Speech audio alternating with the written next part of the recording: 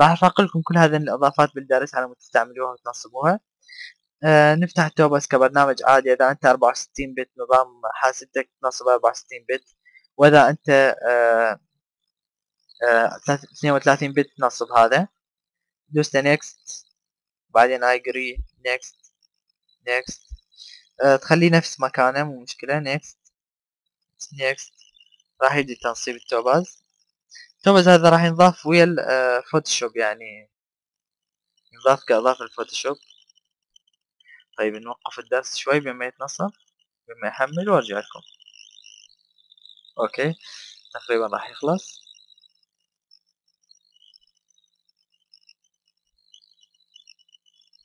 هسه عندنا التوباز يتنصب. طبعا هو ما راح ينزل رسم بالفوتوشوب، لازم نسوي عملية قبل ما ينزل بالفوتوشوب، يعني مو راح يطلع لنا رسم بالفلاتر. هسه ندوس له كلوز. هسه المفروض هو يطلع بالفلاتر، يعني لما نروح على الفلتر القى هنا التوباز، بس هو ما راح يطلع. فده احنا على مود نخليه يطلع نقفل الفوتوشوب. ندوس له نو نو نو نو نقفل الفوتوشوب. نروح على الكمبيوتر، بعدين على السي، نروح على مكان تنصيب التوباز بروجرام فايل اللي هو احنا نصبناه بمكان اسمه توباز. هذا التوباز تشوفون هذا التوباز. نروح على البليجند، ندخل على البروجرام فايل، اعيد لان صرت سريع خير. على كيفي. نروح على كمبيوتر بكل هدوء، بعدين على سي. ما راح نخلص ولا اسبوع دايج. على بروجرام فايل، بعدين ننزل لي جوا على التوباز، اسمه توباز، هي توباز. بعدين على التوباز الجكس، بعدين على البليجند. هذا البليجند مجرد انه راح نفتح على الكمبيوتر مرة ثانية ونروح على السي. نخلي البليجند هنا، نروح على السي، بعدين بروجرام فايل، بعدين الادوبي، بعدين ادوبي فوتوشوب سي اس 4. نروح على البليجندز اللي موجودة بالادوبي وننسخ هذا من التوباز، من البليجندز مال توباز، وننسخها بالبليجندز مال الفوتوشوب. ندوس له كونتينيو ولصقت بالفوتوشوب. هسه راح القى اني التوباز بالفوتوشوب.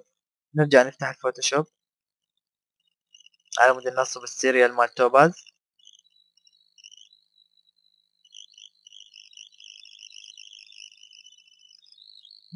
فتح الفوتوشوب.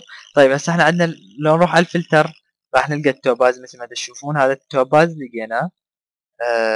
نضيف صورة على مود نقدر نتحكم بها، مثلا نضيف جابو يميت كارينا كابور. ضفنا الصورة. عندنا نروح على الفلتر هسه، بعدين على التوباز لبس. هذا التوباز اللي نصبناه الفلتر. هسه نريد نخليه ننصب السيريال مالته. نفتح السيريال المرفق وياه، نروح على المنيو، بعدين على انتر كي، وناخذ السيريال اللي هو هذا جون سميث. كنترول سي، نسوي له كوبي، نحط باليور نيم جون سميث باليور نيم، وبالسيريال نمبر راح ناخذ الكي هذا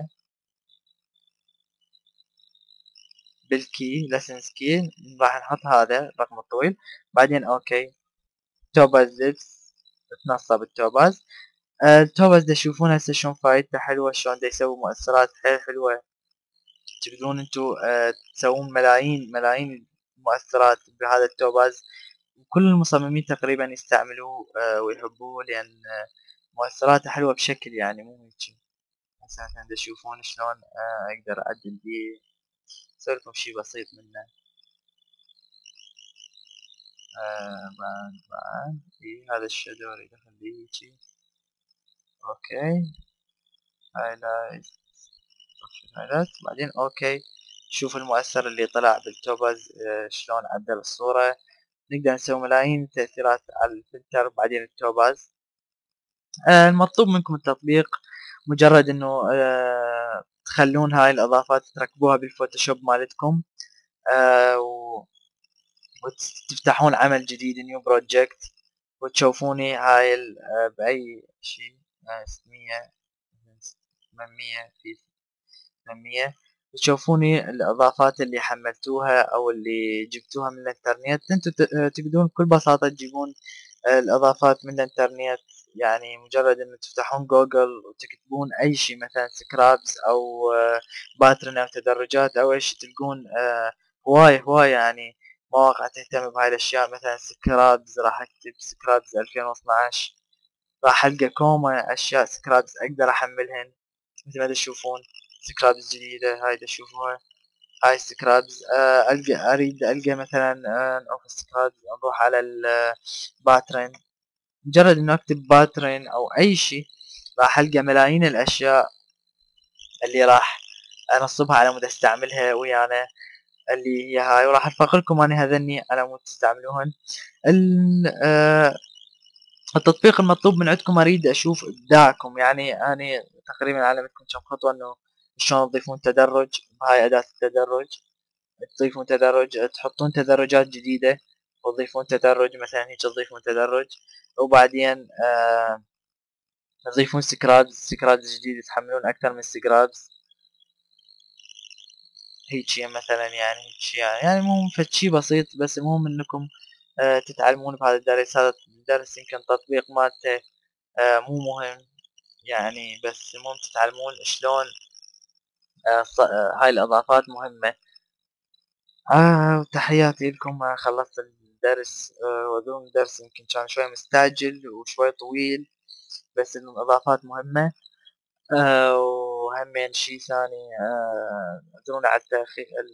يعني الدرس صار شوي يعني هواي بيه أخطاء، مو شوية، لأن راح أسافر يعني ودولي أوصل بالسلامة.